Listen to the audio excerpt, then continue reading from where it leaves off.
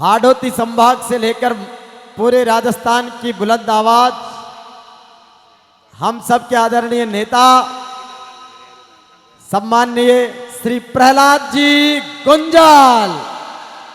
बोलिए देव नारायण भगवान की। मंचस्थ आपके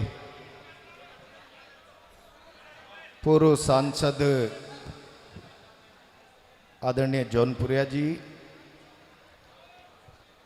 पूर्व विधायक आदरणीय खटाणा साहब और हमारे विराटनगर से इंद्रराज जी, विधायक डीसी भैरवा जी, पूर्व विधायक वेद प्रकाश जी, और ये जो शानदार मेले का आयोजन देख रहे हैं, इस समिति के सम्माननीय अध्यक्ष फूलचंद लांगड़ी जी, सम्मानित मंच दामोदर जी, सम्मानित मंच, मेरे सामने उपस्थित राजस्थान के कोने कोने से आए हुए सभी भाइयों और बहनों, सबसे पहले तो मैं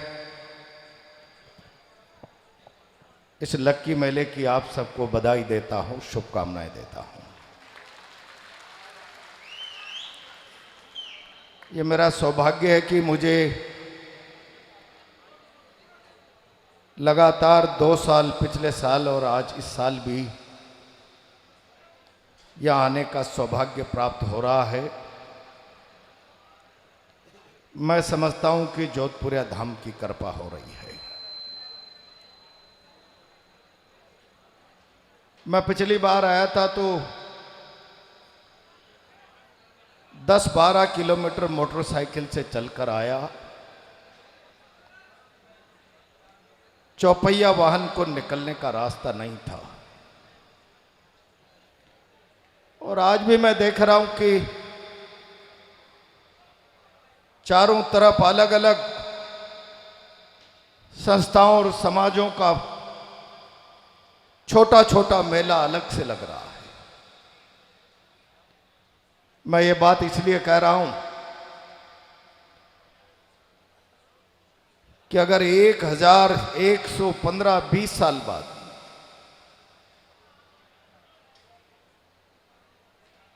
भगवान के अवतार के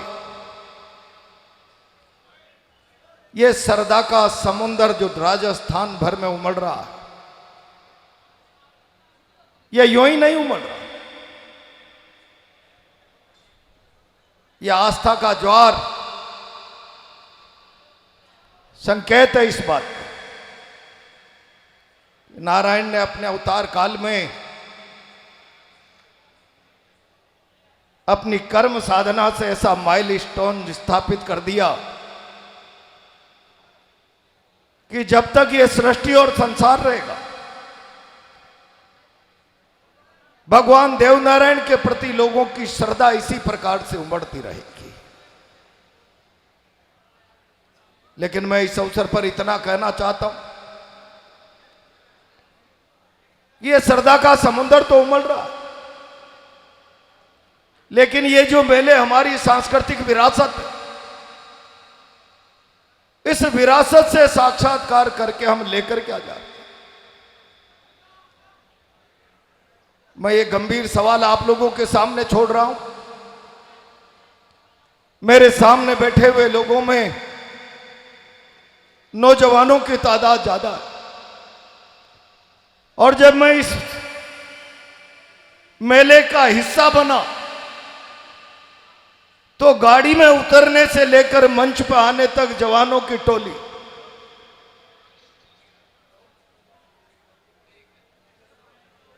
जवानों का हुजूम जिस जोश और आक्रोश के साथ नारे लगा रहा था, मैं उन तमाम जवानों से कहना चाहता हूं कि आपकी ये ताकत केवल आपकी ताकत नहीं, संसार के जवानों की ताकत,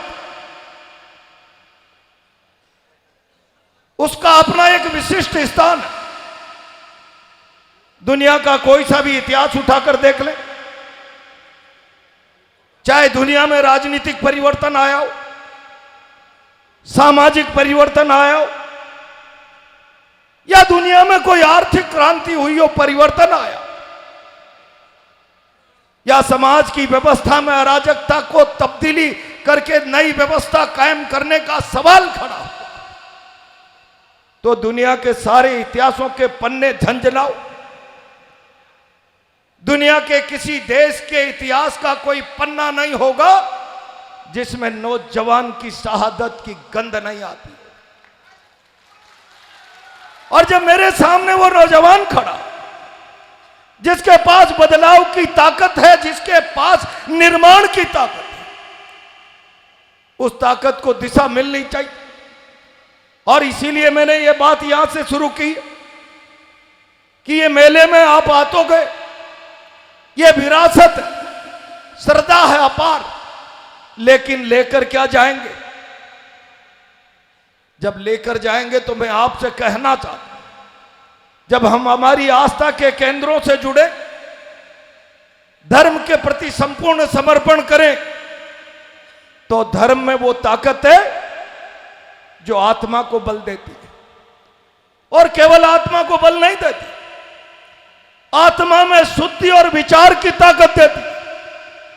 और इसीलिए मैं नौजवानों से कहना चाहता हूं, यहां जितने लोग उम्र से नौजवान नारे लगा रहे, वो अपने आप को विचार की ताकत से जवान बनाए। और जिस रोज आप में विचार की ताकत आ गई, बदलाव का शंखनाद हो जाएगा, परिवर्तन का जनून हो जाएगा। अब जो व्यवस्था हमारे प्रतिकूल है, जो व्यवस्था हमारे अनुकूल नहीं है, उस व्यवस्था को पोजीशन में ले लेंगे पूरी ताकत, हिम्मत और हौसले के साथ। ये बिना विचार के, खाली उम्र की ताकत से संभव नहीं। और इसीलिए मैं इस अवसर पर आप लोगों से कहना चाहता हूं कि जिस ओर जवानी चलती है, उस ओर जमाना चलता है। खास तौर से यूं ही नहीं कहा गया, नौजवान में इतना सामर्थ्य होता है कि अपने विचार की ताकत से जमाने को अपना अनुसरण करा दे। और जमाने को अपना अनुसरण कराने की आज राजनीति में आवश्यकता। मैं कई बार अनुभव करता हूं इस बात का। मैंने कई बार राजनीति में कई बार अनुभव किया और देखा कि जब कभी कौम के नाम से हमको इंगित किया जाता है, तो ऐसा लगता है कि कहीं हम आइसोलेशन में आकर खड़े होंगे।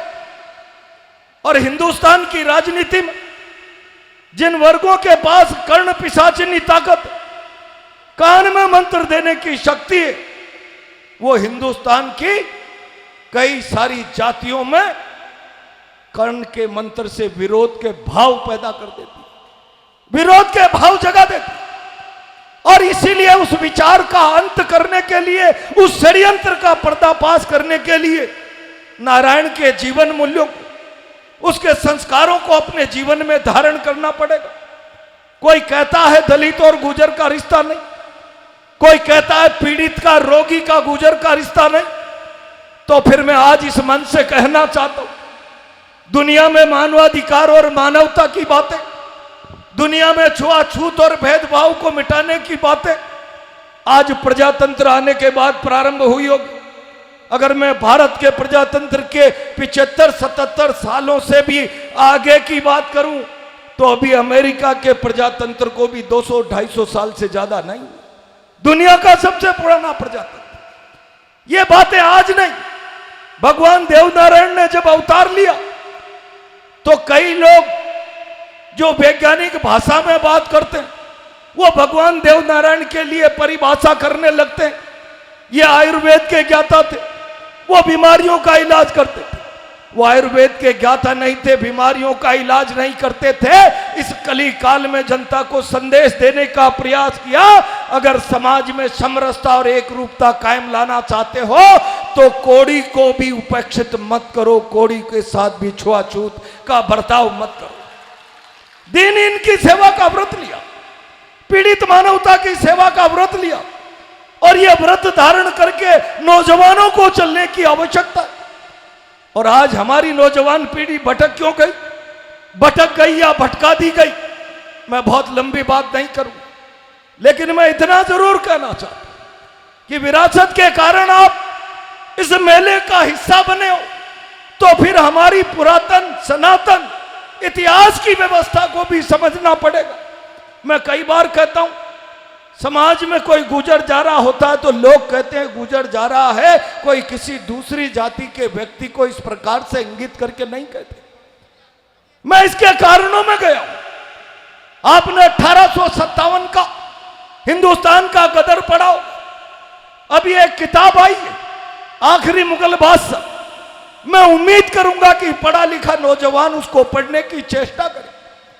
इस भारत में 1857 की क्रांति का आगाज इस मुल्क में गुजरों ने किया, और दिल्ली की सल्तनत मेटकाफ हाउस से चलती थी, उसको तहस नहस करके एक आजादी का बिगुल बजा दिया, फिरंगी सल्तनत को चुनौती दे। और वो संघर्ष इतना बड़ा हुआ, इतना बड़ा हुआ, फिरंगी सल्तनत की चूल्हे हिल गई, फिरंगी सल्तनत की जड़ें उखड़ने के हालात पैदा हो गए। तब फिरंगी सल्तनत ने 1871 में आपराधिक जनजाति अधिनियम बनाया, और सबसे पहले हिंदुस्तान के गुजर को और हिंदुस्तान की एक लोधी कौम और एक तीसरी कौम को जन्मजात अपराधी कौम घोषित कर दिया, और कानून में क्लोज डाल दिया।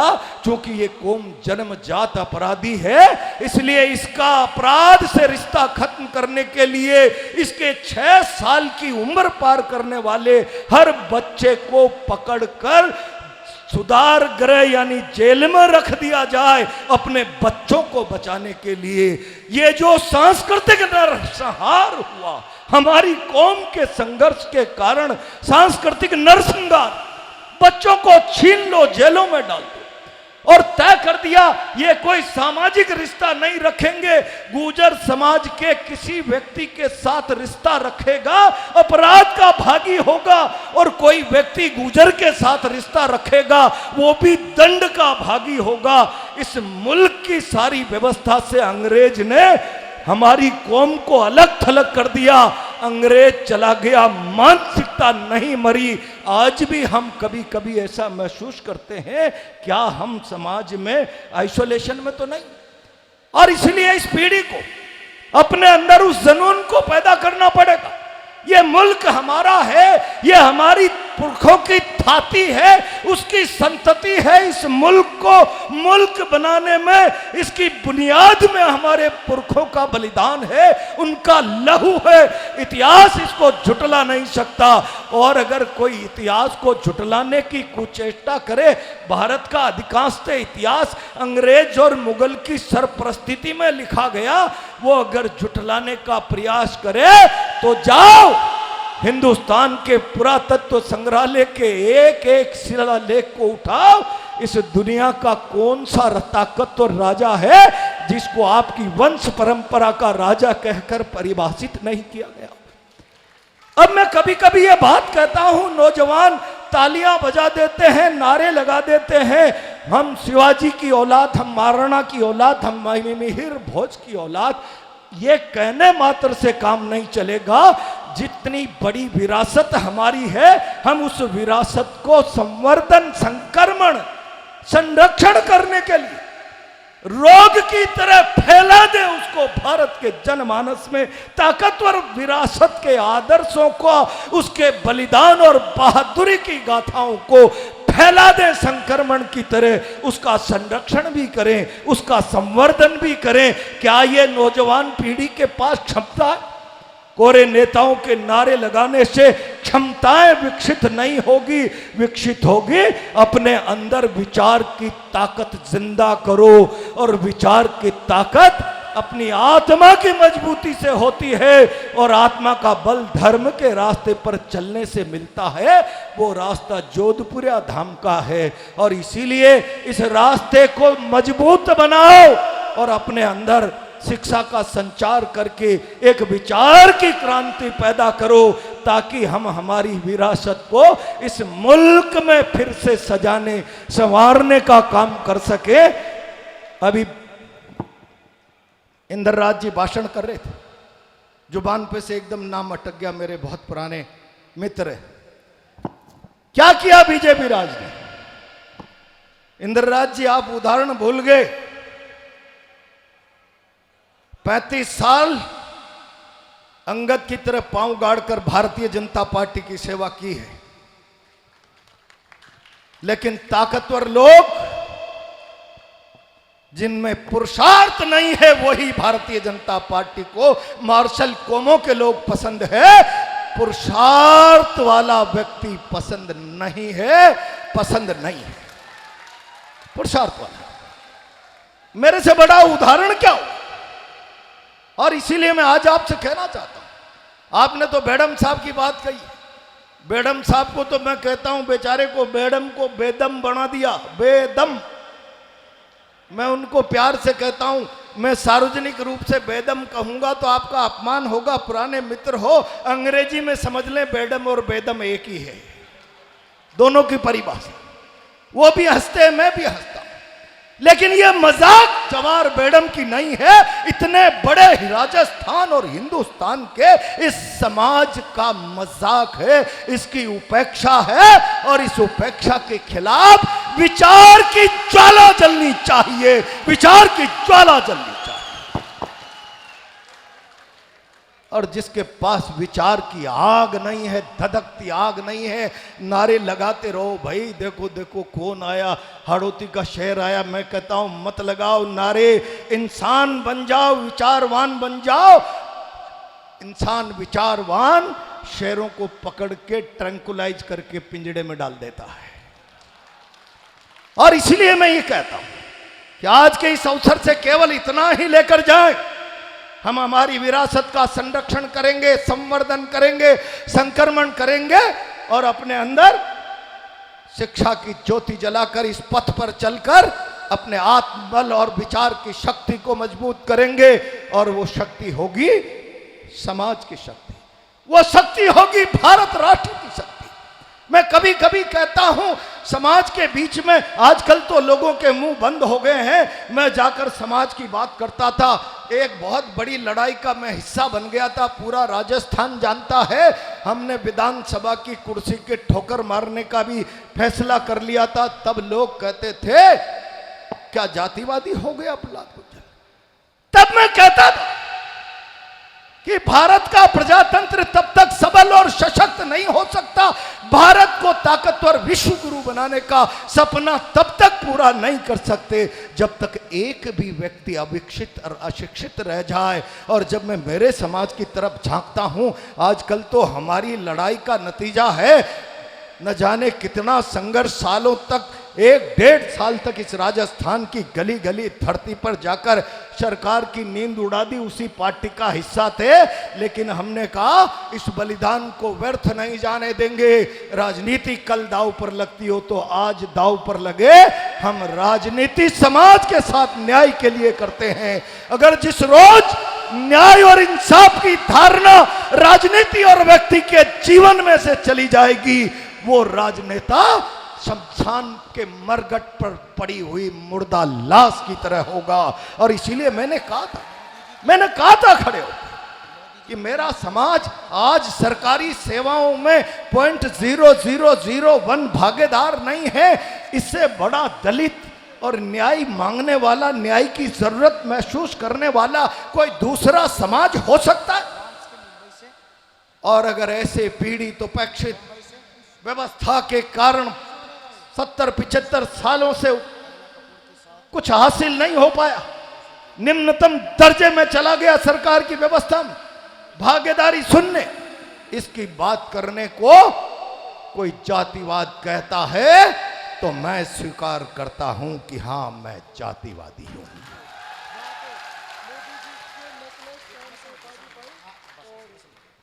मैं लंबी बात क्या करूं, बहुत सारी बातें बोलने को बहुत सारे वक्ता हैं, और इसीलिए मैं केवल इतना कहना चाहता हूं कि जब यहां आए हो तो इतने सारे लोगों के अलग अलग विचार को आप लोगों ने सुना है। किसी न किसी का कोई न कोई तो सूत्र दिमाग में बैठा होगा, उसको जीवन में धारण कर ले।